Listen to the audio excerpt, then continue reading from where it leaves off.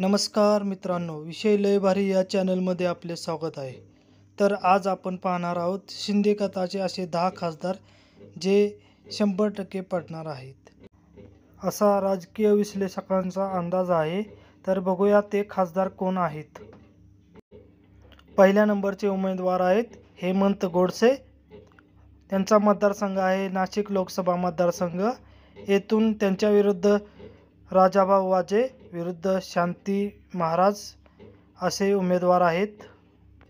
तर शांती महाराज यांच्या उमेदवारीचा फटका हा हेमंत गोडसे यांना बसू शकतो व राजाभाऊ वाजे निवडून येऊ.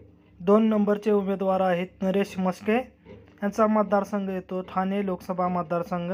येथून यांच्या विरुद्ध राजन विचारे हे निवडणूक लढत आहे. राजन विचारे यांचा मोठा जनसंपर्क व अनंत दिघे यांचे ते अत्यंत जवळचे शिष्य आहेत, त्यामुळे तेच निवडून येऊ शकतात. 3 नंबरचे उमेदवार आहेत यामिनी जाधव. यामिनी जाधव या दक्षिण मुंबई या लोकसभा मतदारसंघातून निवडणूक लढवत आहेत. त्यांच्या विरुद्ध अरविंद सावंत हे उमेदवार आहेत.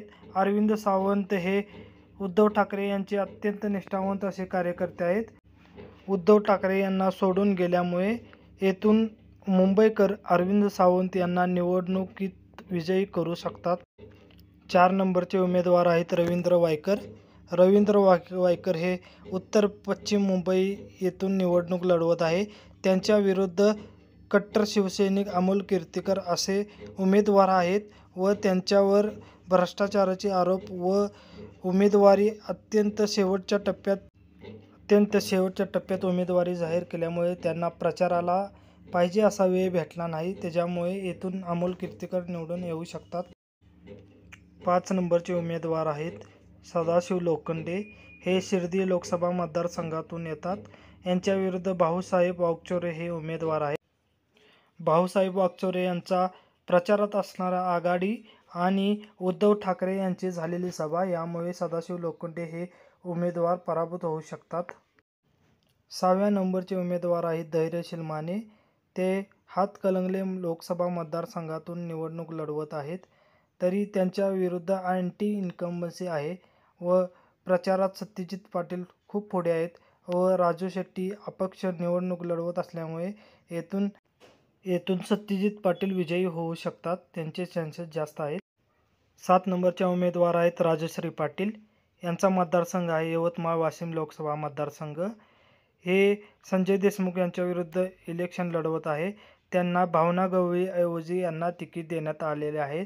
तरी भावना गवळी नाराज असल्यामुळे येथून राजश्री पाटील ह्या पराभूत होऊ शकतात.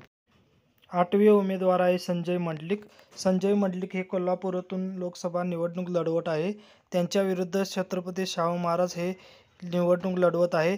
तसेच भाजपमधून असणारा विरोध, शिवसेनेची कट्टर मतदान आणि छत्रपती शाहू महाराज यांची लोकप्रियता याच्यामुळे संजय मंडलिक हे उमेदवार हरू शकतात. 9वे उमेदवार आहेत श्रीरंग बारणे. ते मावळ लोकसभा मतदारसंघातून निवडणूक लढवत आहे. तरी येथून त्यांच्या विरुद्ध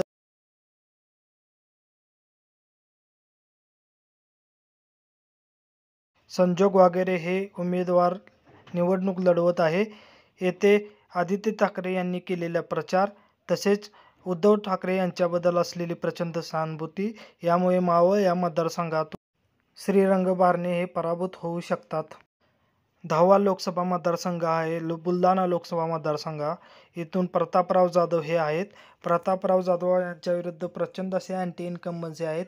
तसेच यांच्या विरुद्ध उमेदवार हे नरेंद्र खेडेकर हे अत्यंत कट्टर शिवसैनिक आहे. तसेच उद्धव ठाकरे यांच्याबद्दल प्रचंड सहानुभूती याच्यामुळे येथून प्रतापराव जाधव हे पराभूत होऊ शकतात.